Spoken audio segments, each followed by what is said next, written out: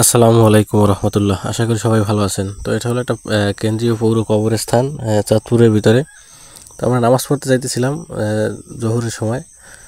তো আমার সাথে আছে আব্দুল আজিজ, এই যে দেখতেছেন, এবং শাওন মামা আছে আমাদের সাথে। এই যে শাওন মামা, আব্দুল আজিজ, আমরা একসাথে নামাজ যাইতেছিলাম। তো তখনকার এই ভিডিওটা করা।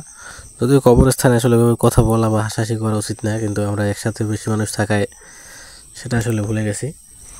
তো এটা হলো কবরস্থান, চাঁদপুর পৌর কেন্দ্রীয় যে কবরস্থান আছে সেটা, তার ভিতরে এখানে অসংখ্য অগণিত কবর আছে। আর আমি প্রায় প্রায় জায়গাটায় ঘুরতে আসি, কারণ কবরস্থানে গেলে আমার মনটা ভালো লাগে। আর এই কবরের পাশে দেখেন যে বড় মাদ্রাসা আছে, মাদ্রাসার পাশে আবার মসজিদ আছে, এবং মসজিদের সামনে হলো বাস স্ট্যান্ড। অর্থাৎ কবরস্থান, বাস স্ট্যান্ড, মসজিদ, মাদ্রাসা একবারে খুব পাশাপাশি, দূরে না।